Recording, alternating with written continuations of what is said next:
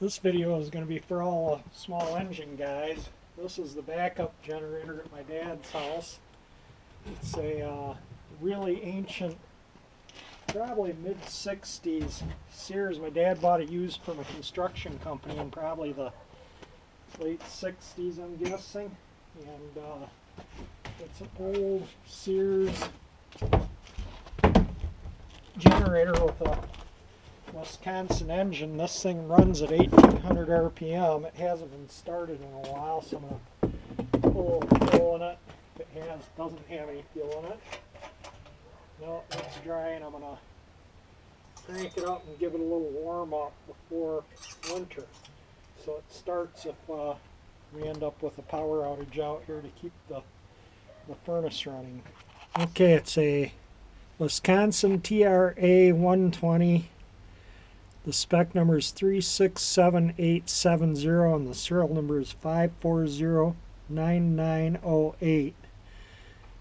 So you got to wrap a rope around that puppy to get it cranked up. This thing will run about surprisingly about 5 or 6 hours on that gallon fuel tank of gas. So I was gonna put a fuel pump on it so we could run a 6-gallon remote marine tank on it, but it runs plenty long with that gas tank. I mean, you can come out and refill it and check the oil every 6 hours or so, but since my dad put it in, we used to go 2-3 days without power here. Since my dad put it in, it's hardly been used. So yeah, let me get the gas. You can see the inside of the tank's nice and clean. Get some oil in it. It's full and clean. So let me get put a 1/4 inch or so of gas in the bottom of the tank and let it run until it runs out of gas. I don't like leaving gas in it, so get a broom and sweep spider webs out. It's probably been better than a year since it was last started. It was, last time I remember, was a power outage, not this past summer, but the summer before. My dad needed to keep the freezer and the fridge going. That runs the freezer, the fridge, the furnace, and some lights in the house. No effort at all at 1800 RPM. I'm just going to put a little gas in the tank here. Hopefully it'll be enough to get it running.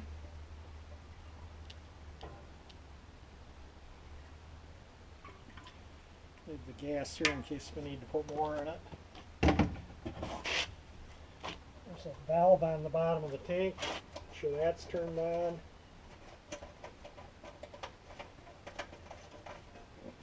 Turn the power switch on. Oh, I forgot to clean the spider webs out of there. Okay. Give it a choke.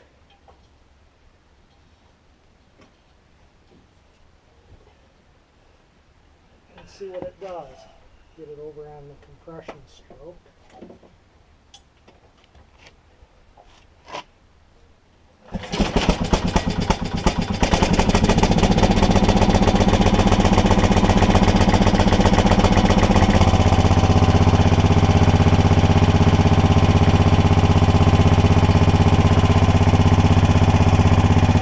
It'll run all day long like that, generating power, keeping appliances working in the house.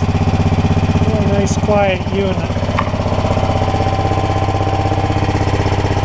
Just put the bulbs in there for a load. It plugs in there and there and there and there, and then there's a separate panel in there. So you turn the main to the separate panel off, and then you can run what's on that separate panel, which is the essentials like the freezer and refrigerator and furnace. Some lights throughout the house. It doesn't run the whole house like mine does. I think it runs the garage too, the lights in the garage door opener. But I'll just let that run until it runs out of gas. See, I didn't put much gas in it, so it's not going to run probably for more than half hour, 45 minutes on that. But I'm just going to let it sit there and run. so it conks out. And I got all of Dad's yard cleaned up, all the leaves and stuff, so it looks pretty darn nice. So I'll just let the generator run a little bit and call it a day. Oh, and the 59 Chevy. Get a little video. That's sitting here. It's keep it in my dad's garage for the winter. Well, I've kept it up here since I've got the Pontiac. Purchased that, but yeah, it's all covered up for the winter. Alright, I blew all debris out of there. It's still running. I've been running for about a half an hour now. I have this lid that we put on it, so in inclement weather, the lid can be on it and still get air flowing through here. So we'll let it run out of gas and let it cool down for a minute and then cover it back up. I think, if I'm not mistaken, it's a 12 horsepower. 12 or 14 horse. I think it's 12 though, but I won't swear to it. It is a Wisconsin heavy-duty air-cooled engine. And just let it sit there and purr like a kitten until it runs out of gas. The tank is pretty much all dry. Still sitting there running like a clock. I don't know if it has any Sears numbers on it or not. Yeah, it does on the back side of the alternator. I'll get it when it comes out. That thing weighs a ton. It takes like 3 people to lift the thing up. The engine's all cast iron. The generator's all iron. That's one heavy unit. My God, it weighs a ton. So we'll let it run until it quits, and then I'll do a little video of that tag. Well, it's getting ready to conk out. It's on full choke.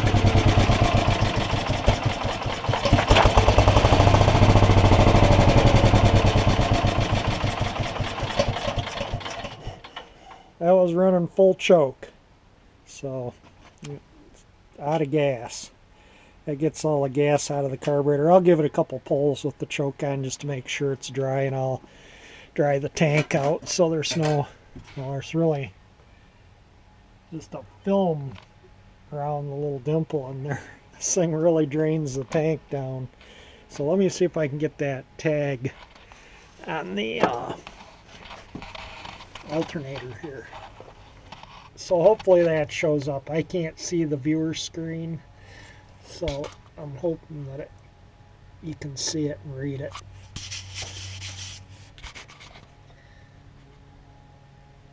Maybe somebody can tell me exactly what year this thing is. I'm assuming mid to late 60s. Like I say, my dad bought it from a construction company. They used it to run their saws and their power equipment when they were building homes.